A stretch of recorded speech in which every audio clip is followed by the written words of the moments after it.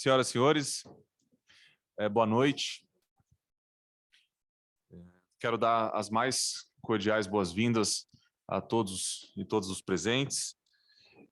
Quero agradecer especialmente a presença hoje dos senhores e das senhoras juízas da Corte Interamericana de Direitos Humanos, temos todos aqui hoje presentes. Também quero agradecer enormemente a presença do ministro Luiz Felipe Salomão, que gentilmente nos brindou com a sua possibilidade de participar às vésperas de tomar posse na Corregedoria Nacional de Justiça. Sua agenda tão apertada nos brindou com seu tempo para poder estar presente hoje aqui. Também quero cumprimentar o ministro Paulo Sérgio, o ministro Messodi, uma alegria tê-los aqui no IDP. Quero dizer também que é uma alegria para nós, jurisdicionados do Superior Tribunal de Justiça, também poder contar com os senhores lá, creio que em curto espaço de tempo, enfim, uma alegria muito grande, e espero que seja um evento que possa marcar também cada vez mais uma integração dos senhores aqui com a nossa casa no IDP, poder tê-los participando cada vez mais das nossas pesquisas, dos nossos debates. Também quero cumprimentar o embaixador do Brasil na Costa Rica, meu amigo Toninho, uma alegria também tê-lo aqui. Toninho, também quero cumprimentar todos os estudantes, e em especial quero cumprimentar minha colega, juíza Patrícia, que está fazendo hoje aqui o lançamento de um livro, que acho que é um livro muito especial. Nós tentamos organizar esse lançamento em forma de um debate. Eu acho que a melhor forma de poder apresentar para os senhores e para as senhoras o conteúdo desse livro, acho que é um tema que, embora tenha sido feito dentro da perspectiva chilena, ele comunga de temas que afligem o Brasil, e justamente por isso, então, nós tivemos o cuidado de escolher duas professoras da nossa casa. Aqui eu quero também enormemente agradecer, professoras, pelo tempo das senhoras, para poder fazer não somente uma leitura atenta do livro, mas também um debate que creio que vai ser extremamente qualificado para que nós possamos, enfim, não somente compreender, mas também dar vida ao livro, que acho que é justamente o que se almeja em eventos como esse. Então, para fazer a abertura, ao mesmo tempo em que também quero dizer a todos, tá, que esse evento de hoje ele integra uma série de eventos que nós estamos fazendo aqui no IDP em celebração a uma alegria que nós estamos tendo como país de recepcionar a Corte Interamericana por um período de sessões aqui no âmbito do Superior Tribunal de Justiça. Então, esse é mais um desses eventos. Mas então, sem mais delongas, gostaria de passar a palavra, ministro, para que o senhor possa fazer a abertura desse nosso evento de lançamento do livro Las Mujeres Privadas de Libertad e el Enfoque de Capacidades. E, mais uma vez, agradecendo. Também quero apresentar a juíza federal Caroline Talk, que está aqui conosco e que também é uma especialista no tema e que poderá também nos brindar também com as suas palavras inaugurais. Ministro, muito obrigado. Eu lhe passo, então, aqui a palavra. Boa noite a todos. Quero dizer da minha alegria de estar aqui, um evento marcante que é, como o Rodrigo mencionou, o juiz Rodrigo mencionou, de trazermos as sessões da Corte para o Superior Tribunal de Justiça, que é o tribunal que eu integro e que, portanto, se sente muito honrado de receber a todos os juízes. Eu faço uma saudação especial tanto ao presidente Ricardo Manrique, em nome dele cumprimento a todos os juízes da Corte Interamericana, e também uma saudação especial ao Rodrigo Mudrovich, que foi o grande artífice dessa reunião toda que hoje nós estamos celebrando. Também me permitam fazer o registro dos nossos colegas, em breve tomando posse no STJ, se Deus quiser, tanto o desembargador Messodi quanto o desembargador Paulo Sérgio, nos deixam honrados com a presença aqui, e o embaixador também na Costa Rica, que carinhosamente o Rodrigo já chamou de Toninho, eu vou seguir a mesma linha. Ficamos honrados com a sua presença. Rodrigo, em primeiro lugar, eu queria esclarecer que essa parceria do IDP com a Fundação Getúlio Vargas, nesse centro de pesquisa que eu integro, eu participo, junto com a juíza Caroline, de um centro de pesquisa sobre o Poder Judiciário. Nós realizamos algumas atividades e uma delas foi a celebração de um convênio da Fundação Getúlio Vargas com a Corte Interamericana, por intermédio do Rodrigo. O presidente participou daquele evento na Fundação, é um maior tanque de ideias do mundo, reconhecidamente, a Fundação Getúlio Vargas, e nesse centro de pesquisas, que é o braço da Fundação que nós desenvolvemos para descobrir inovações, avaliar a situação de determinadas questões que envolvam o Poder Judiciário, com a distância que deve haver nesse tipo de pesquisa. Então, nós ficamos muito contentes de poder participar dessa atividade, Rodrigo, que é a do lançamento do livro, hoje, da juíza Patrícia Goldberg, que trata justamente de um tema que também é muito importante para nós, do Judiciário, e, notadamente, para nós da Corregedoria, que vamos assumir muito em breve, no dia 30, agora de agosto, porque, como todos sabemos, a situação carcerária do nosso país não é uma situação confortável, e quando avaliamos ainda a situação das mulheres encarceradas, isso complica ainda mais para o nosso país. De modo que poder perceber essas diferenças, poder compreender um pouco a situação e comparar com dos outros países, para nós, nesse momento, é muito relevante, somado ao fato de que realizamos no Brasil as sessões da Corte Interamericana, e, por isso, é um momento, eu diria que histórico para nós. Nesse contexto das mulheres espalhadas em cárceres pelo mundo, né?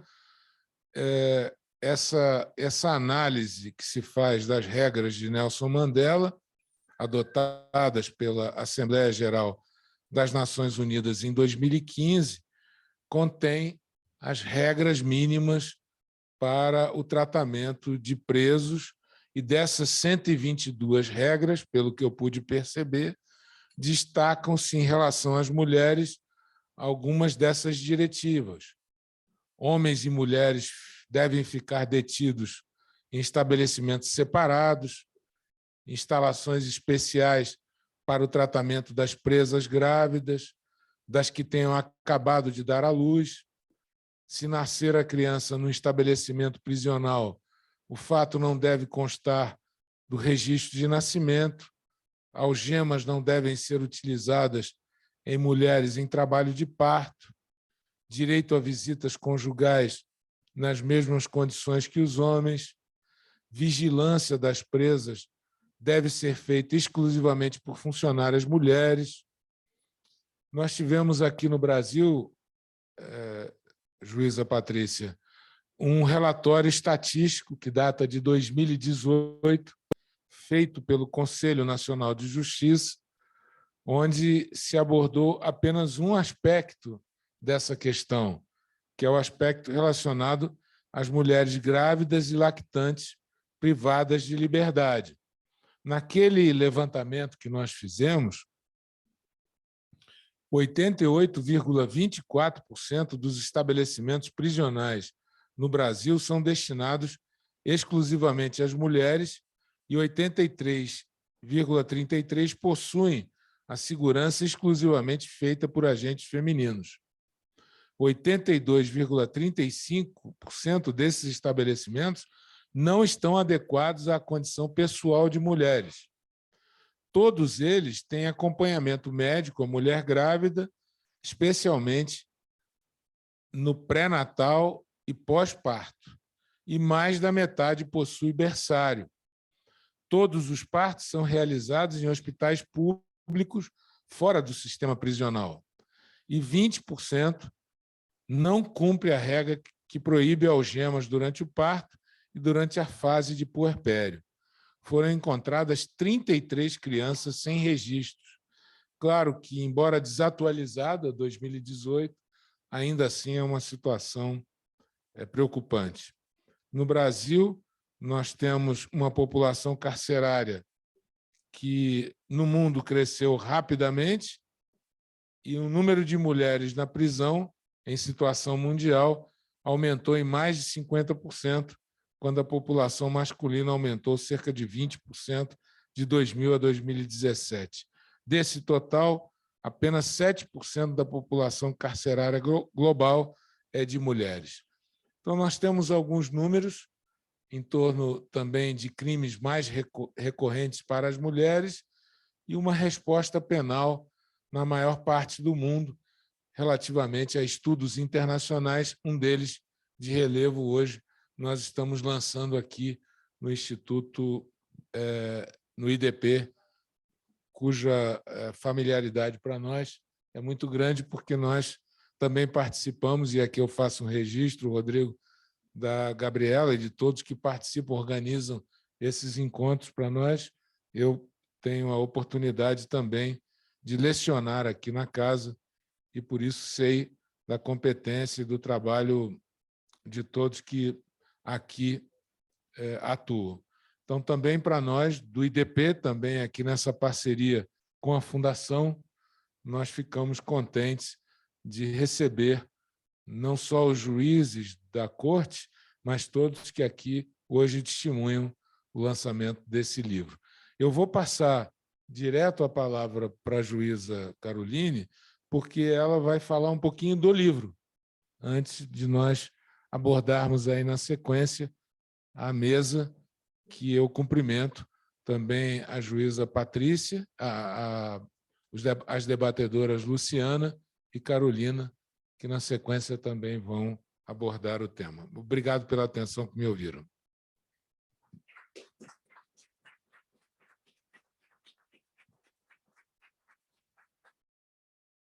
Boa noite a todos. Também eu quero cumprimentar a juíza Patrícia, que é quem nos reúne aqui hoje para o lançamento do livro.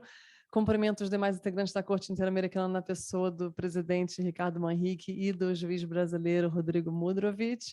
Cumprimento o nosso Corregedor Nacional de Justiça, o futuro Corregedor Nacional de Justiça, ministro Salomão, os demais integrantes da mesa e todos os presentes. Vou fazer breves comentários complementando o que o ministro Salomão falou. Um dado que nem todos sabem é que o número de mulheres presas no mundo todo aumentou nos últimos anos e, especificamente na América Latina, aumentou mais do que em qualquer outra parte do mundo.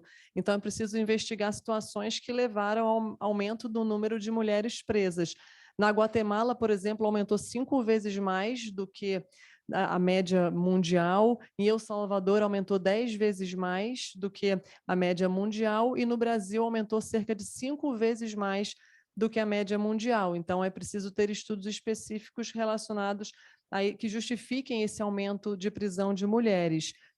E a resposta penal, como da maior parte dos países, como vem a juíza Patrícia relatando no livro, os estudos internacionais vêm identificando um padrão que acontece no mundo e que é repetido não só no Chile, mas também no Brasil, no sentido de que as mulheres ingressam no sistema prisional e também no sistema policial, também no sistema judicial, enfrentando uma certa invisibilidade, né? Existe a chamada gender blindness, ou seja, uma discriminação de gênero, uma cegueira de gênero que as mulheres sofrem. Elas não são tratadas de uma forma diferenciada dos demais integrantes daquele sistema prisional, daquele sistema penitenciário, por exemplo. Elas são tratadas como se fosse mais um ali, mais um homem ingressando no sistema. Então, a maior parte do sistema criminal continua sendo desenhado, não é? O que fica bem claro no livro da juíza Patrícia, a maior parte do sistema prisional continua sendo desenhado para uma população homogênea, que, na verdade, não é homogênea, né? Então, é preciso a gente pensar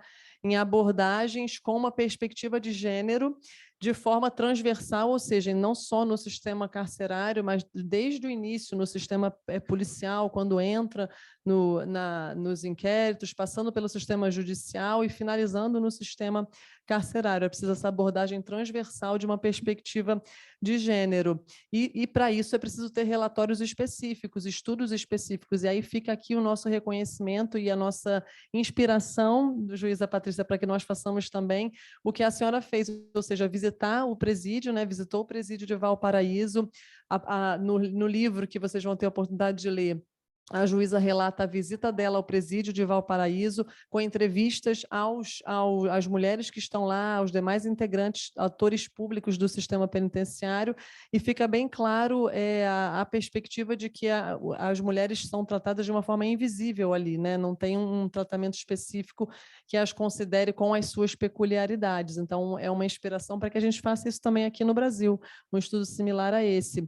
E concluo dizendo que no sistema judiciário nosso, no Conselho Nacional de Justiça, que o ministro vai passar a integrar na próxima semana, existe já uma cartilha de perspectiva de gênero para que o judiciário, todos os juízes, passem a julgar os casos com uma perspectiva de gênero, atentos à condição de mulher que está ali num crime ou então numa ação civil, por exemplo, mas atentos às peculiaridades da mulher. Então, no âmbito judiciário, a gente já iniciou com essa cartilha. Espero que possamos expandir para outras áreas.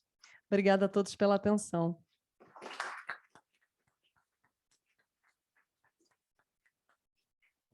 Obrigado, agradeço ao ministro Salomão, à juíza Caroline. Eu acabei não mencionando mesmo, ministro, só para colocar que hoje, de fato, é um evento conjunto, tanto da Fundação Getúlio Vargas, do Centro de Estudos, que inclusive tem o nosso convênio firmado com a Corte Interamericana em fevereiro, como também do IDP, que também teve o seu convênio firmado com a Corte agora na sexta-feira passada. Nós temos um convênio da FGV com o IDP. Então, todo mundo conveniado. Enfim, e que mais um evento desses convênios e que a gente possa... Nós assinávamos agora, ministro, um convênio da Corte Interamericana com a OAB, né? Estávamos com o presidente Beto Simonetti, e na sexta-feira passada assinamos um convênio da Corte com a Defensoria Pública. Enfim, acho que são laços que se fortalecem e que torcemos que possa cada vez mais integrar o Brasil ao sistema interamericano. Eu acho que esse evento de hoje é mais um nesse sentido. Eu gostaria então, Patrícia, de lhe passar a palavra, uma vez mais agradecendo, como disse a juíza Caroline, de fato é um livro muito importante que traz um tema que é muito caro para nós aqui no Brasil também, e gostaria então de lhe passar a palavra e na sequência então vou passar a palavra também às professoras Carolina Costa e Luciana Garcia para que possam fazer seus comentários.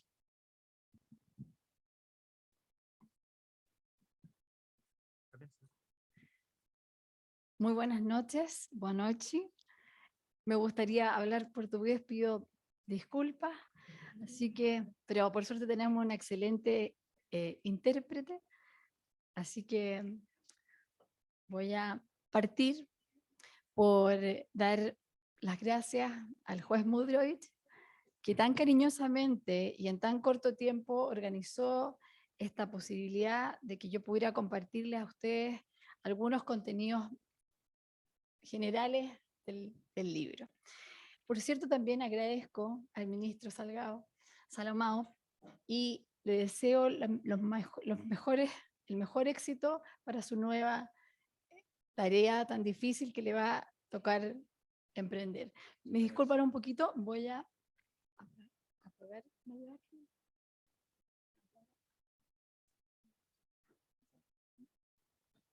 ¿Ahí sí? Sí.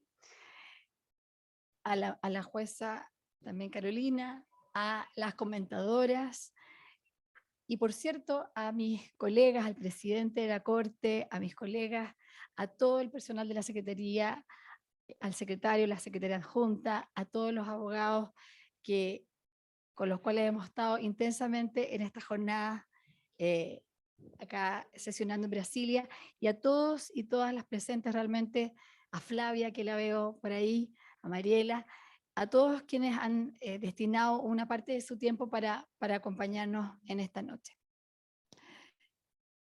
Me gustaría partir contándoles cuáles son las dos principales razones por las cuales me aboqué a este tema, a estudiar este tema. Una es una razón de carácter biográfico. Mi primera aproximación a la cárcel ocurrió muy tempranamente, cuando yo tendría unos 10 años más o menos, porque mis papás eran voluntarios en la cárcel de Valparaíso justamente, y yo los acompañaba a hacer actividades sociales ahí, y siempre me llamó mucho la atención el hecho de ver largas filas. Esa era una cárcel que hoy día es un centro cultural, pero la cárcel se trasladó a otro lado, Y en esa cárcel hay una imagen que se me quedó grabada. Las imágenes a veces son impresionantes porque uno las retiene y las retiene en la memoria para siempre. Y esa es una imagen que yo les quiero compartir, que es la imagen de muchas mujeres haciendo fila para ingresar a ver a sus maridos, a sus hijos, y cargadas de bolsas y de cosas para ir a dejarles, y también acompañadas de muchos niños. Y esto a veces en la tarde, en Valparaíso, para quienes conocen, corre mucho viento, es muy helado el viento. Entonces, para mí era algo un poco extraño esto de pensar que yo iba con mis papás y podía asistir con mis papás, y estos niños iban a ver a sus papás a la cárcel. Eso fue algo que me marcó mucho. Y lo segundo fue que, bueno, con el correr del tiempo, por eso digo que es una característica biográfica, por mi carrera o desarrollo profesional me correspondió acercarme a la cárcel desde una perspectiva profesional. Empecé a trabajar en la Corporación de Asistencia Judicial, donde antiguamente en Chile se atendían los casos en el sistema escrito, antes de que se implementara en Chile el sistema oral penal, y luego en la Defensoría Penal Pública. Y en la Defensoría Penal Pública me correspondió atender a jóvenes, a mujeres, a hombres, y fue una experiencia que fue muy transformadora, porque tuve la oportunidad de escuchar muchos testimonios que también se me quedaron grabados en el corazón, y que luego, cuando asumí posiciones ya de diseño de política pública como subsecretaria y luego como ministra de Justicia, cosa que yo sea paso nunca imaginé que me iba a corresponder esa responsabilidad, me sirvió mucho para entender la dinámica no solamente de la cárcel, de la infraestructura, sino de las vidas de las personas. Por eso que de alguna manera siento que nunca me he ido de la cárcel realmente. O sea, es un mundo al que entré, pero cuando toda persona, por ahí lo hablamos con Nancy, cuando uno va a una cárcel, y yo sé que quienes han visitado y han estado en una cárcel podrán coincidir conmigo, hay algo que se modifica, algo que es muy, muy especial, porque ahí uno ve al ser humano privado de muchas cosas, pero sobre todo privado de sus afectos, privado de sus círculos cercanos, de cosas materiales sin duda, pero privado de aquellas cosas tan importantes que le dan sentido a la vida. Y bueno, y la segunda razón es de carácter jurídico-político de alguna manera, porque, como les comentaba, me tocó ejecutar una política pública como defensora, yendo a las audiencias, cumpliendo ciertos estándares, en fin, luego ya diseñar una política pública, implementarla con todo lo que significa tramitación legislativa, implementación política, y luego evaluarla desde el punto de vista académico. Entonces, de alguna manera me interesaba, dado que tenía esta aproximación que era práctica, desde distintas miradas, me interesaba, por supuesto, poder abordarla, pero desde una perspectiva distinta, desde una perspectiva también de las voces de las propias mujeres, que muchas veces está ajena, y esto no es un problema de Chile, porque este libro tiene varios ejemplos de Chile, pero esto es transversal a toda nuestra región, que muchas veces las políticas públicas se elaboran desde arriba hacia abajo, sin considerar las experiencias ni las necesidades de los destinatarios de las políticas públicas. Y eso es un gran problema, porque a veces las soluciones que se entregan desde el punto de vista de la política pública no van de la mano con aquello que los destinatarios, las políticas públicas, en este caso las mujeres, requieren realmente. Entonces, básicamente lo que intento hacer en el libro es ordenar esto en 3 partes. Una primera parte que es un análisis histórico del encarcelamiento femenino. Ahí voy a ser muy breve, voy a decirles simplemente que hago un análisis que tiene que ver con cómo el modelo en general regional y el chileno se guía por el modelo español. Una segunda parte que tiene que ver con el análisis de la igualdad, y una tercera parte que es un estudio cualitativo, que de mi punto de vista es algo un poco distinto tal vez una obra jurídica, porque recoge, como digo, experiencias de las mujeres, de actores de política pública, académicos. Entonces, no solamente una obra teórica, sino una obra muy práctica desde el punto de vista de esta mirada macro, si ustedes quieren, externa propiamente, o que más de la sociología, podríamos decirlo. En el equipo teníamos la participación de esa mirada sociológica también, entonces entrega esta multiplicidad de miradas.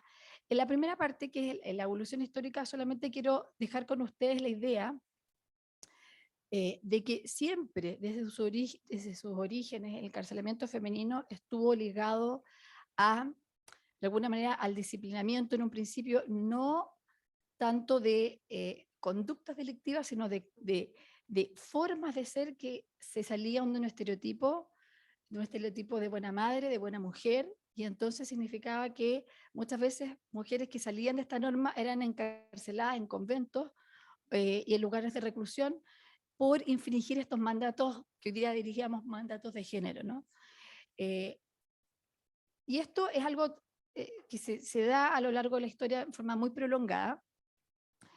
Y bueno, no es algo, como digo, propio de Chile, sino que en general de toda la región. Y hay varios antecedentes históricos que ustedes lo podrán revisar, que son muy, muy importantes, sobre todo de cómo se quiebra o de alguna manera, todo aquello que transgreda un cierto modelo mariano de ser mujer, mujer madre, esposa, va, digamos, se asocia de alguna manera como el pecado al delito. O sea, el pecado es un delito y luego eso tiene una serie de implicancias en cómo se va subordinando la mujer en el contexto de la privación de libertad. La segunda parte es una parte que denomino mujer, cárcel y desigualdad. Básicamente busca mostrar por qué las mujeres privadas de libertad están en una situación de desventaja estructural, es decir, constituyen un grupo que está estructuralmente desaventajado, y explico por qué, y ya la jueza Carolina lo ha hecho referencia, también el ministro. Son situaciones que tienen que ver con mayor presencia de factores de exclusión social en la población penitenciaria femenina. Esto también nuevamente es un fenómeno mundial, como muy bien lo decía la jueza y también el ministro. Increíblemente, es un fenómeno que ha pasado hasta cierto punto desapercibido, pero hoy día el incremento de mujeres y niñas privadas de libertad y adolescentes privadas de libertad es muy superior a la media nacional, muy superior, y el problema que tenemos es que las medidas de política pública que están adoptando nos van a la par de ese crecimiento y esas necesidades. Hay muchas razones que podrían explicar la invisibilización de las mujeres. Yo les planteo 3, pero pueden haber muchas otras también concurrentes. Una es que normalmente el grado de conflictividad que ellas exhiben dentro de los penales es menor en relación a la población masculina. Es decir, los motines y situaciones de esas características no son tan frecuentes en cárceles de mujeres. Es una razón por la cual a veces la situación de ellas pasa desapercibida. Lo segundo es que el tipo de delitos que cometen en la región en general son delitos en general de menor lesividad. Por supuesto que hay personas que cometen delitos más graves, pero en general estamos hablando de hurtos, de delitos vinculados al tráfico de drogas y de faltas. Y otra razón concurrente que yo creo que es importante señalar es la falta de datos. ¿Por qué la falta de datos? Porque la mayoría de los datos de las instituciones públicas disponibles tienen que ver con población penitenciaria masculina. Y sobre todo esto esto es particularmente muy claro, por ejemplo, respecto de, en el contexto penitenciario, por ejemplo, de las disidencias sexuales. Ahí es donde la información, por ejemplo, es aún más escasa. En el ámbito de las mujeres, los datos, cuesta mucho a veces encontrar datos, o sea, es un trabajo importante encontrar datos, entonces se produce esta brecha de género que permite de alguna manera la invisibilización de estas necesidades de las mujeres. En este capítulo, lo que yo me pregunté básicamente es desde qué perspectiva, desde el punto de vista del análisis de la teoría de la justicia o del análisis de la igualdad, era importante o era conveniente situarse para analizar esta situación de desventaja estructural. Entonces, en una apretada síntesis, les comento que mi punto de partida fue analizar el liberalismo igualitario, básicamente la noción rawlsiana del liberalismo igualitario, y recoger las críticas que vienen del feminismo, y también de la teoría de las capacidades, que es una teoría desarrollada por el premio Nobel de Economía Amartya Sen, junto con Martha Nussbaum y otros filósofos políticos como Deschalit y Wolf, y básicamente plantear que la teoría de las capacidades es un enfoque que permite comprender mejor la situación de desventaja estructural de las mujeres y de los grupos estructuralmente desaventajados en general, y permite proponer mejores soluciones. ¿Por qué? Esto es una forma me disculpa, pero no tenemos tanto tiempo, así que es muy simple de explicarlo. Como todos sabemos, Rawls plantea que hay ciertos bienes primarios que deberían estar a disposición de las personas para poder diseñar autónomamente su plan de vida, como los recursos, como el autorrespeto, como las libertades. Y esto normalmente se ha enfocado en la redistribución, es decir, cómo se distribuyen estos recursos en la sociedad. Pero también hay necesidades de reconocimiento.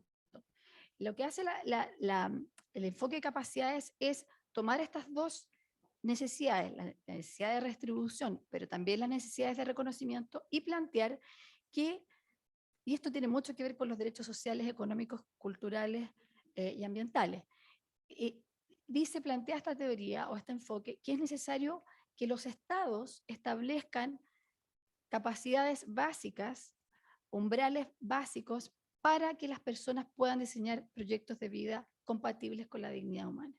Y esos umbrales básicos deben estar establecidos en la Constitución, y que los jueces deben estar facultados para interpretarlos de una forma finalista, de acuerdo a lo que se entiende como comprensión perceptiva, es decir, una interpretación que atienda al contexto, que atienda a la finalidad de poder gozar de estas capacidades. O sea, está centrada en lo que las personas puedan ser y hacer concretamente en su situación. Y entonces, en este sentido, ¿qué es lo que, a partir de este marco teórico que le he explicado muy sintéticamente, lo que hice fue tomar ese marco teórico? Martha Nussbaum, que es una profesora que me ayudó y me inspiró también para poder trabajar esta obra, plantea que hay 10 capacidades básicas. Ella dice que es una lista que no es excluyente, que no significa que no pueden haber otras capacidades, de hecho ha sido ampliada por otros teóricos, que hay 10 capacidades básicas inherentes al ser humano que son compatibles con la vida digna o hacen que una vida sea digna, como la vida, como la salud, como el control del ambiente, de una dimensión política, de una dimensión material, el juego, las emociones, en fin, ella plantea este conjunto. Me dio mucho gusto que Flavia lo mencionara el otro día en el seminario, la visión de Martha Nussbaum. Y a partir de esto, lo que yo hice fue complementar esta mirada de Martha Nussbaum con otras capacidades que han sido desarrolladas por otro filósofo político como Avner Deschalit, que plantea que una capacidad importante adicional, que es la capacidad de vivir de acuerdo a la ley, la capacidad de comprender la ley y la capacidad de hacer bien a otros. Entonces, lo que hice fue tomar todas estas capacidades y entrevistar a mujeres privadas de libertad en la cárcel de Valparaíso y preguntarles si en su situación, en su situación de privación de libertad en la cárcel de Valparaíso, cuál de estas capacidades eran para ellas las más prioritarias. Entonces fue un ejercicio con una metodología muy rigurosa, en que fuimos entrevistándolas a cada una para que ellas hicieran esta, por así decirlo, evaluación de la más importante a la menos importante. Eso por una parte en relación a las mujeres, después les cuento un poquito cuáles fueron los resultados. También este mismo ejercicio, pero de una perspectiva más general, lo hicimos con ministros de la Corte Suprema, del Tribunal Constitucional, con actores políticos, ministros y ministras de Estado, con académicos, con expertos en políticas públicas. Y el resultado, bueno, y también con actores no tan macro, sino actores más micro, es decir, con jueces de ejecución penitenciaria, o jueces de garantía más bien, defensores, funcionarios penitenciarios. La gran conclusión que uno pudiera extraer de esto, voy a partir por los actores macro, en general ellos identifican que hay una invisibilización de las necesidades de las mujeres, y está muy claro algo que me encantaría saber, que mis colegas me pudieran acá compartir. Sí ocurre aquí también, pero yo he visto que en otras partes de nuestra región ocurre, que es que agencias públicas trabajan en silos, es decir, trabaja cada una separada, no comparte los datos, como no comparte los datos, hay brechas de información y como hay brechas de información, las políticas públicas que desarrollan son deficientes porque no consideran toda la información disponible y menos consideran las necesidades a veces de las personas, en este caso destinatarias de las políticas públicas. Esa es un punto. Desde el punto de vista de las mujeres, y con esto ya voy terminando, porque en realidad lo que más me interesa es escuchar los comentarios de las colegas y de los presentes, es ¿qué dijeron las mujeres? Las mujeres, y esto hasta cierto punto nos llamó la atención, lo primero que priorizaron fue la vida. Pero ustedes dirán, bueno, la vida, porque claro, es difícil vivir en la cárcel, en fin. No es la vida en el sentido que para nosotros sería la vida como estar vivo, sino que la vida para otros. La vida, es decir, permanecer con vida para ayudar, para estar, sobre todo para sus hijos. Porque sabemos que un dato, y aquí un pequeño paréntesis, les cuento que en Chile la población penitenciaria femenina es cerca de un 8% del total de la población penitenciaria, tienen menos educación que los hombres privados de libertad, tienen el doble promedio de hijos que las mujeres en general, es decir, tienen 2,9 hijos por mujer como promedio, y están encarceladas por delitos menores. Entonces, para ella el tema de los hijos en general es un gran, lo que podríamos, digamos, denominar o conectar con la literatura criminológica, es una gran fuente de lo que se llama los dolores diferenciados del encarcelamiento. Porque normalmente son las cuidadoras principales de los hijos. Y cuando la mujer entra a la cárcel, muchas veces se van institucionalizados, se van con familiar y pierden contacto y a veces, digamos, pasan cosas bastante complejas ahí con esas relaciones, o a veces viven lejos, no las pueden ir a visitar, se pierden las relaciones, se pierden y se aíslan. Entonces, ese es un primer elemento, la vida, pero una vida para otros. La segunda capacidad que ellas priorizaron fue las emociones. Ustedes dirán, ¿en qué sentido las emociones? Bueno, lo principal que ellas planteaban era la imposibilidad de expresar sus emociones, porque esto era muy mal visto en el ámbito penitenciario y entonces demostrar debilidad. ¿Y qué pasaba? Que no solamente no podían demostrar debilidad en relación a sus pares, sino tampoco a su familia, porque si la demostraran a su familia, eso a ellos les da mucho pesar y los angustiaba. Entonces, me voy a permitir leer un testimonio muy breve que lo contempla el libro. Una entrevista a una mujer que dice, yo fui aferrada a mis hijos, guardo todas las cartas de mis hijos. Mi hija menor viene una vez al mes, me deja en las nubes, o sea, me pone contenta, me hace correr toda la visita, me abraza. Acá no me gusta que me vean llorar, porque no me gusta que me vean débil. Tampoco lloro con mi mamá, mejor me lo guardo. Lloro después, callada. Esto era algo muy recurrente. El momento para escoger la descarga emocional es el silencio con las compañeras de celda. Y esto tiene muchas conexiones con las autolesiones, con la forma de descargar la angustia, y es una cosa no solamente, digamos, insisto, no solamente de Chile, sino que se ve como un fenómeno en general de las poblaciones más vulnerables dentro del sistema penitenciario. Y lo tercero que ellas señalaron como una necesidad apremiante era el hacer bien a otros. Pero el hacer bien a otros no como lazos profundos de amistad, sino que hacer bien a otros para sobrevivir. Es decir, lo que se llama la carreta, en términos, digamos, penitenciarios, el conjunto de mujeres que se comparten la comida, se comparten la ropa, se ayudan.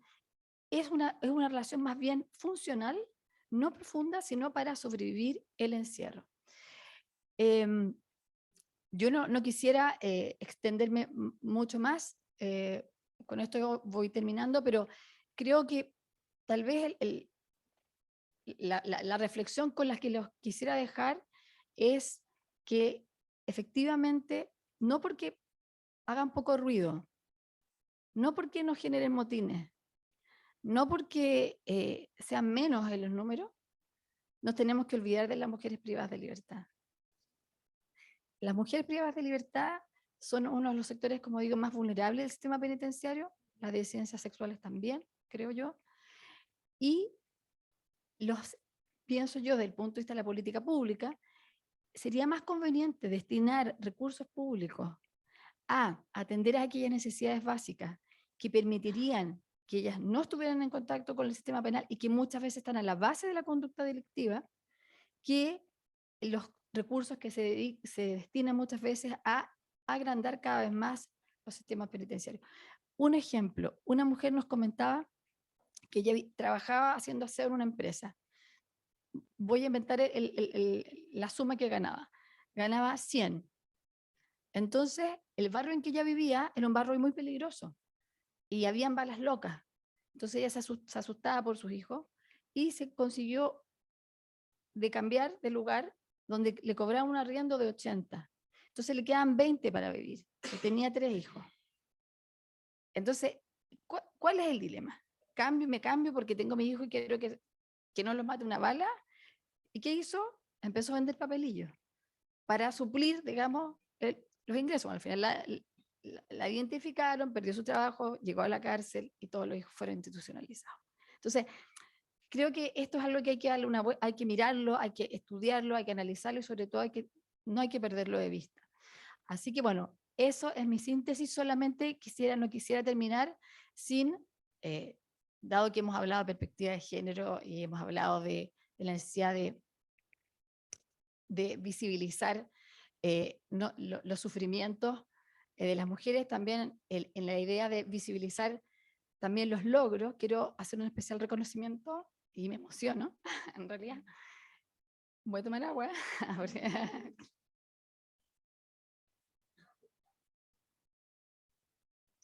Quisiera hacer un especial reconocimiento a mi marido, porque todos quienes han escrito y todas las mujeres además que trabajamos y todos quienes trabajamos sabemos que nuestras parejas, nuestras familias se llevan gran parte de la carga muchas veces de poder lograr cosas concretas como escribir algo. Yo tengo hijas pequeñas, tenemos hijas pequeñas y muchas veces eso significó recargar mucho más a mi marido de lo que hubiera sido justo tal vez, pero yo no le he podido escribir en realidad ni meterme tan a fondo sin la invaluable ayuda de Pablo, así que muchas gracias.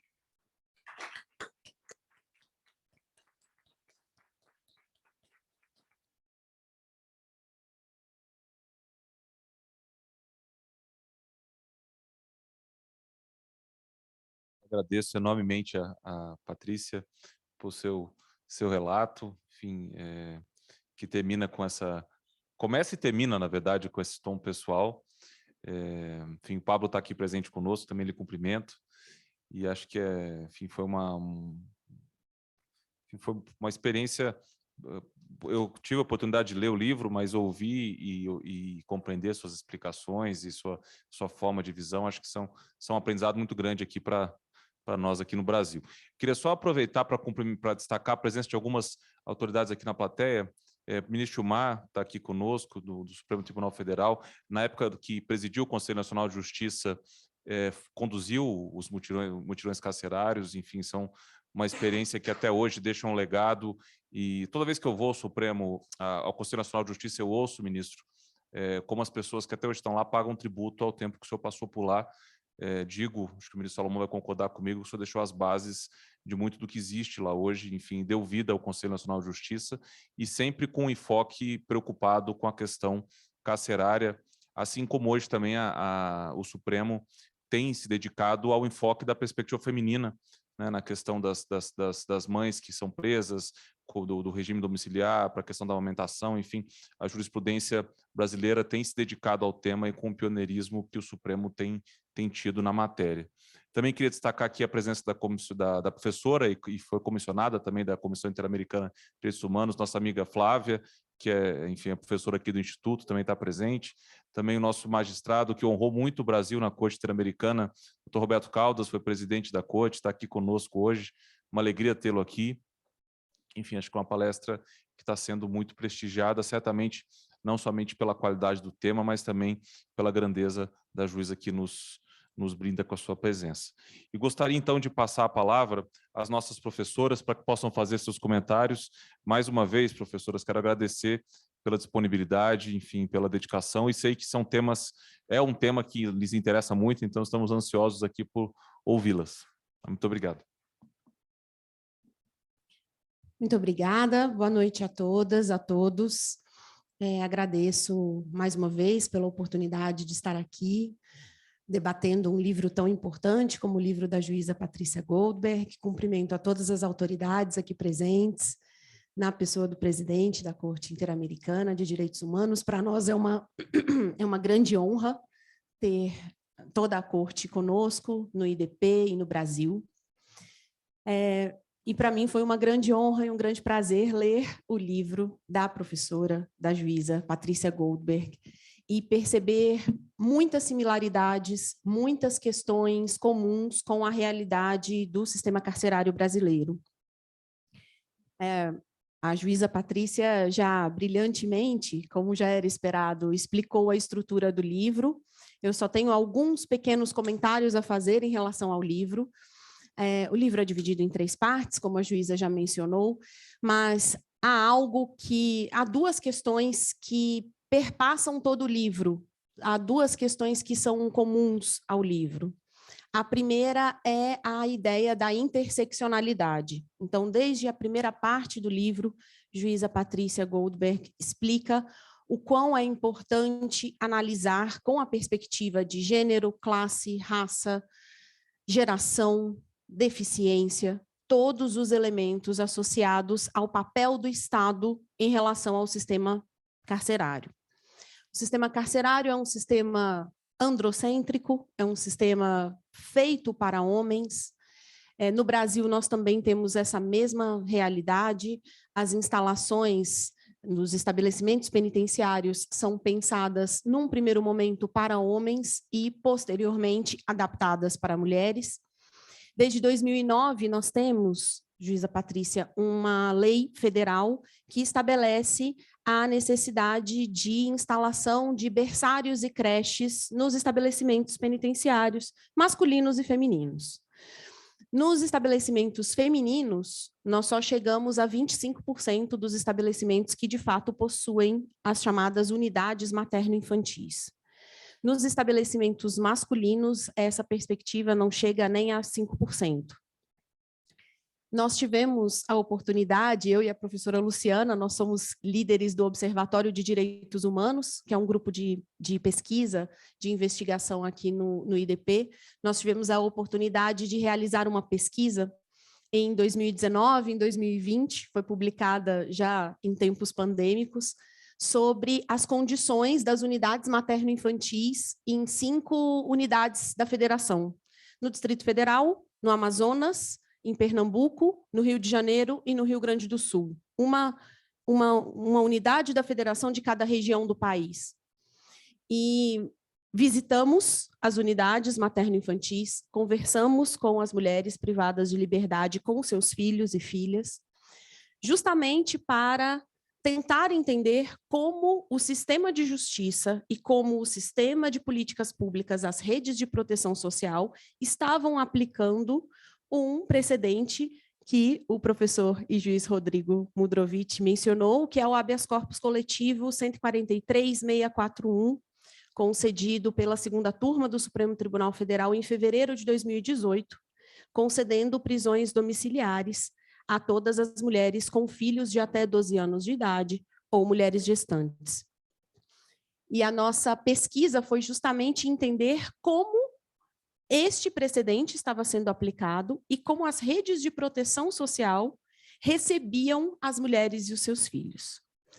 E aí uma questão que é muito bem trabalhada no seu livro e que nós percebemos aqui também na realidade brasileira é a invisibilidade. Quando perguntamos a gestores de políticas públicas, quando perguntamos a secretários de educação, saúde, assistência social, como as crianças eram recebidas nas escolas, nos hospitais, nos centros de convivência, a resposta que nós recebemos foi: boa pergunta. Não sabemos. Nós nem sabemos que crianças são essas.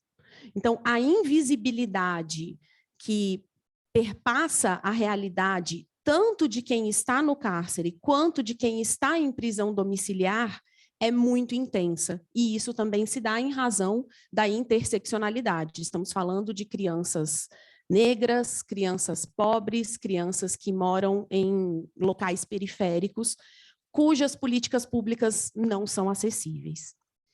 E isso se verificou em todas as unidades da federação em que nós consultamos e que nós pesquisamos. Vimos também boas práticas, vimos alguns dados interessantes de funcionamento do sistema de justiça associado à dimensão de proteção à primeira infância, então desde o registro civil até o acompanhamento das questões de saúde e um acompanhamento mais próximo de juízes e juízas da primeira infância em relação à proteção dessas crianças, e aí eu destaco a experiência do Rio de Janeiro. Mas também percebemos uma falta, e aí nós chegamos à segunda questão do seu livro, que é a perspectiva de gênero, a marcação de estereótipos em torno da maternidade, em torno da chamada hipermaternidade. Muitas vezes as mulheres são essencializadas na sua vida no cárcere, exatamente pela experiência de serem mães, elas são vistas apenas como mães e não como mulheres. E nesse sentido nós percebemos o quanto é importante a chamada perspectiva de gênero para todas as fases do controle penal.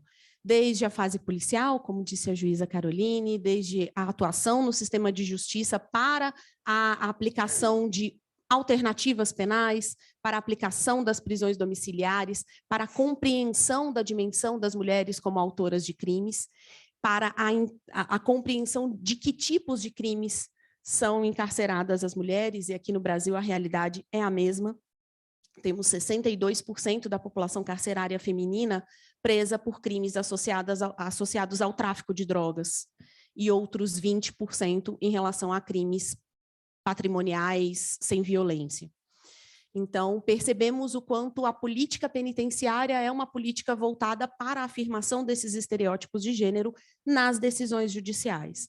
E isso leva a uma outra pesquisa que eu tive a oportunidade de desenvolver no âmbito da Cátedra Vitor Nunes Leal, no Supremo Tribunal Federal, sobre a análise de decisões do Supremo Tribunal Federal em relação à concessão ou não de prisões domiciliares em cumprimento ao precedente, né, ao HC 143641. E os resultados da pesquisa mostram uma marcação desses estereótipos de gênero. A ideia de que se a mulher não é uma boa mãe, ela não deve ter a prisão domiciliar concedida. E uma associação entre má maternidade ou boa maternidade ao tipo de delito praticado, enquanto que não vemos o mesmo julgamento realizado em relação a homens, em relação à paternidade ou em relação ao tipo de crime praticado. Inclusive, tivemos, eu e a professora Luciana, a oportunidade de falar sobre esses nossos dados de pesquisa à Corte Interamericana de Direitos, a Comissão de Direitos Humanos, numa audiência pública sobre estereótipos de gênero e acesso à justiça. Compartilhamos esses dados com a comissão e estamos muito abertas a pensar em como o enfoque de capacidades pode ser traduzido em ações, pode ser traduzido em requisitos de políticas públicas. Nós pensamos que a política criminal precisa ser pensada como política pública, com dados, e aí, mais uma vez, aqui também temos uma grande resistência à publicação, ao compartilhamento de dados. Muitas vezes esses dados não são atualizados, e o Conselho Nacional de Justiça tem se esforçado muito no sentido de criar uma política de dados acessíveis a todos, sobretudo pelo sistema eletrônico de execução unificado, que permite o acesso direto aos dados da população carcerária todos os dias. Mas ainda temos muitos desafios na articulação das políticas públicas que são necessárias para a tradução do enfoque de capacidades. Então, todos os elementos brilhantemente colocados no capítulo 3 do seu livro, Juíza Patrícia, especialmente em relação às demandas, aos desejos, às necessidades das mulheres, precisam ser levados para o Estado. Eu acho que esse é o nosso grande desafio no Brasil, na América Latina como um todo, é trazer as vozes das mulheres como o centro das políticas públicas penitenciárias. E é exatamente nesse sentido é que nós pensamos em uma articulação maior entre pesquisa, entre ensino, entre a atuação da Corte Interamericana de Direitos Humanos, e para isso o IDP está totalmente à disposição, criando pesquisas, desenvolvendo, produzindo dados, pensando em formas de reescrever decisões, pensando em formas de trazer a perspectiva de gênero para o centro do debate público em relação ao encarceramento feminino. Bom, eram essas as minhas considerações. Agradeço muito a atenção de todas e todos. Recomendo muitíssimo a leitura do livro da juíza Patrícia Goldberg. Aprendi muito sobre todas essas dimensões em relação ao Chile e, sobretudo, refleti que se trata de um fenômeno multidimensional, latino-americano, e que nós precisamos nos esforçar ao máximo para toda essa mudança de realidades. Muito obrigada.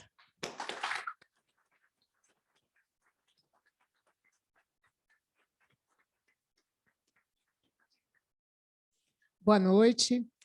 Boa noite, juíza Patrícia. Saúdo a todos e todas aqui presentes, em nome do juiz Rodrigo, nosso colega também professor. Colegas, tenho vários estudantes aqui, alunos e alunas, né? Integrantes também da Clínica de Direitos Humanos do IDP, que é o nosso projeto de prática jurídica. Muito feliz aqui em ver vocês. E eu queria começar registrando o quanto é importante a presença da Corte Interamericana aqui no IDP e assistir essas audiências aqui no Brasil, em 3 aspectos. A primeira, para mim, como advogada, eu comecei a minha vida de advogada em direitos humanos trabalhando no primeiro caso que o Brasil teve na Corte Interamericana, que foram as medidas provisórias do cárcere Urso Branco, do presídio Urso Branco, em Rondônia. Eu tive a oportunidade de atuar no caso durante um bom tempo como advogada de uma organização da sociedade civil, como peticionária, e outros casos também de medidas provisórias e casos também que o Brasil acabou sendo condenado. Então, para mim, particularmente, é muito gratificante estar aqui na mesa, dividindo esse espaço com os juízes e juízas da corte. Para mim é um momento alto assim, da minha vida profissional. Também ouvir, né, a juíza e como pesquisadora e professora Patrícia, com um olhar, né, e ler o livro com um olhar bastante completo e aprofundado, como é possível, né, ser juíza de direitos humanos e ter profundidade, fazer pesquisa acadêmica com um rigor metodológico incrível. E também compartilhar esse momento com a colega Carolina Ferreira, uma parceira de pesquisas, de atuação, de trabalho conjunto aqui no IDP. Patrícia, né? Eu vou chamá-la de Patrícia. A leitura do seu livro traz questões muito significativas, assim, quando a gente olha para a história da América Latina, e a história da América Latina olhando para a mulher, né? Como é semelhante a história do cárcere do Chile e a história do cárcere no Brasil para mulheres. É a mesma realidade. A influência de um modelo, sobretudo pautado pela institucionalidade, né, da Igreja Católica, aqui no Brasil, isso foi bastante presente, né? Mas, em especial, Patrícia, quando o aspecto de controle da mulher quanto à sua moral, né? Aquela mulher que não se adequava, a mulher que era desviante, né? Em alguma medida ou em várias medidas, como o tratamento dado no Chile, quando você fala, né, da história do cárcere no Chile, é extremamente semelhante à realidade brasileira. É igual, né? Unidades prisionais femininas que começam com modelos parecidos como conventos. A gente tem a unidade lá de Porto Alegre, que é a primeira aqui no Brasil, que vem como, né, construída como convento, concebida como um convento, e a influência desse olhar e desse viés bastante moralizante sobre o corpo e a conduta da mulher, né? Então, isso é de uma semelhança assim, assustadora, né? Assustadora. Esse é um ponto que eu acho importante começar. O segundo ponto queria trazer algumas comparações complementando a fala da professora Carolina sobre a realidade do cárcere feminino e aí olhando a situação da mulher que é particularmente mãe, né? Além das pesquisas que fizemos juntas, eu tive a oportunidade de trabalhar numa pesquisa bem ampla, coordenada pelo Conselho Nacional de Justiça e pelo Programa das Nações Unidas para o Desenvolvimento, o PNUD, que é uma pesquisa sobre a primeira infância e o poder judiciário, né? A primeira infância, crianças de 0 a 5 anos, como o poder judiciário brasileiro está aplicando uma legislação específica que existe no Brasil para a proteção da primeira infância. E eu tive a oportunidade de trabalhar, porque é meu campo de pesquisa, num eixo do projeto sobre mulheres e adolescentes privadas de liberdade que estejam grávidas ou que sejam mães de crianças de 0 a 5 anos. E nessa pesquisa, tivemos a oportunidade de entrevistar cerca de 180 pessoas, dentre juízes, promotores, gestores públicos, né, secretários de saúde, prefeitos, secretários de educação, diretores de unidades prisionais, organizações da sociedade civil, de 9 estados diferentes, 9 unidades da federação, e a pesquisa ocorreu no momento da pandemia, estávamos no auge da pandemia no Brasil, e, infelizmente, não pudemos entrevistar as mulheres. Nós não conseguimos ir ao cárcere, porque, na ocasião, as unidades prisionais não estavam recebendo visitas, estavam fechadas. E o relato da sua pesquisa é também extremamente semelhante às percepções desses atores públicos, tanto do sistema de justiça como do Poder Executivo, sobre essa mulher que é mãe e que está no cárcere.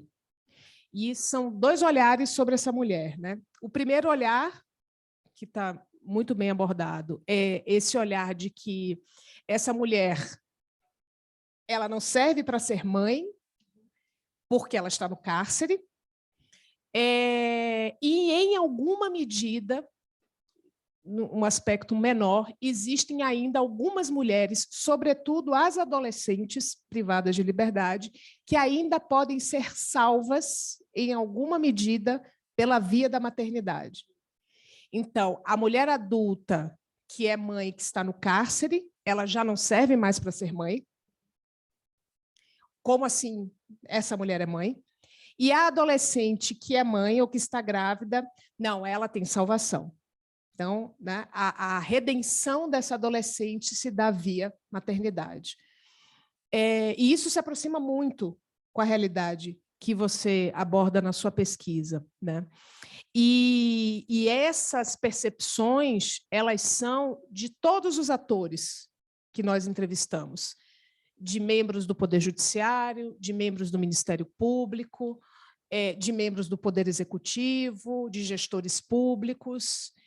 E tem um elemento ainda mais, talvez cruel mesmo, dessas percepções, de que essas mulheres são mulheres jovens, né? Em geral, são mães de famílias monoparentais, elas são, né, as provedoras da família, são famílias, sobretudo, femininas. Então, é a mãe, que é jovem, é a avó, que também é jovem, é uma tia e que cuida, né, que cuidam dessas crianças. E a distorção que é feita da interpretação da lei que protege a primeira infância, que nós vimos na pesquisa, ouvindo dos atores e lendo decisões, é de que a lei ela existe para fazer com que essa criança tenha o direito de conviver com a mãe. Então, por isso, essa mulher é colocada numa prisão domiciliar, né? Esse é o princípio da lei, né? Essa criança tem direito a conviver com a mãe. Mas a distorção da interpretação da lei se dá de que, se existe uma outra pessoa cuidando dessa criança, essa mãe não é imprescindível para a vida dessa criança. Então, essa é uma distorção interpretativa da lei, que ela nasce, essa lei, com um mote, assim, né, com um espírito, na verdade, de proteção dessa criança. A lei realmente protege a criança em várias outras esferas da sua previsão, né? Existem várias diretrizes, mas especificamente para aquela mulher do cárcere, a lei é usada para, mais uma vez, responsabilizar essa mulher que é uma mãe ruim. Então, esse foi um dos aspectos mais relevantes que nós achamos na pesquisa. Mais relevantes. Tanto os atores falando, não, mas se essa mulher tem uma avó, tem uma mãe, né, a avó da criança que está cuidando, por que essa mulher não pode ficar aqui, cumprindo a responsabilidade dela, a pena aqui? Então, não precisa. Essa criança tem alguém cuidando dela, né? E, mais uma vez, reforçando ainda o enquadramento não só para aquela mulher que está no cárcere, mas para toda a família, né? No caso, a avó, a tia, a prima, que cuida dessa criança. Então, esse é um aspecto que eu acho relevante abordar, talvez como um olhar. Eu desconheço a legislação específica do Chile sobre o assunto, mas talvez seja algo também a ser investigado. E o terceiro, e eu encerro, é que eu acho que, além, né, de perceber que existe uma produção riquíssima de pesquisas, né, tanto institucionais como acadêmicas, sobre o tema da mulher no cárcere, tanto na América Latina como todo, Chile, Brasil, mas o que eu acho que, para mim, particularmente, a contribuição do seu trabalho para um olhar nosso é justamente a teoria das capacidades, sabe? Assim, eu acho que esse é um ponto para a gente aprofundar as leituras, sabe? Achei interessantíssimo usar o Amartya Sen e outros autores, porque, como a professora Carolina pontuou, falta essa compreensão de como mobilizar as políticas públicas que já existem. No Brasil, existem boas políticas voltadas para a primeira infância, boas políticas voltadas para mulheres de uma forma geral, mas isso não chega na mulher que está no cárcere, né? Então, como fazer isso, né? Como articular, né? Porque, como a obra muito bem pontua, a invisibilidade é a marca dessa mulher que está no cárcere, né? Realmente a invisível, né? E aí, se você tem, e olhando aí para o aspecto da pesquisa que me interessa bastante, se essa mulher que está no cárcere ela é invisível, é também invisível seu filho, é também invisível sua mãe, é também invisível essa família, que é uma família feminina, né? Então, eu acho que temos muitas questões para refletir conjuntamente, Patrícia, muitas. Eu me somo à fala da professora Carolina. Eu espero, na verdade, que esse seja o momento inicial de uma trajetória de diálogos e compartilhamento de leituras, de análise, de pesquisas. Eu gostaria muito de seguir, né, junto com a professora Carolina, com nossos estudantes, com as nossas estudantes aqui, debatendo, refletindo, trocando experiências, compartilhando informações. Então, para mim, foi muito gratificante. Muito obrigada.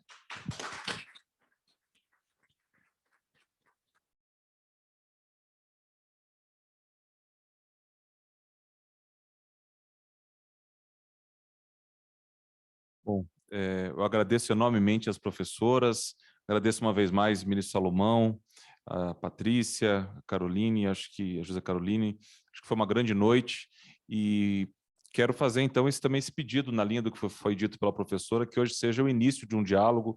Acho que estamos aqui no evento conjunto de duas instituições, acho que tem o IDP com seus centros de pesquisa e de estudos, temos também a Fundação Getúlio Vargas com seus centros de estudos e acho que há um espaço amplo para que possamos evoluir, não só nos eventos, mas nas pesquisas, um tema que nos une, né? Acho que a Patrícia também está à disposição do Brasil aqui para que a gente possa aproveitá-la nesse aspecto acadêmico e evoluir nessas discussões. Agradeço enormemente a todos os presentes, vamos ter agora uma sessão de entrega dos livros, enfim, se alguém quiser, Patrícia pode, enfim, fazer o autógrafo e também um pequeno coquetel.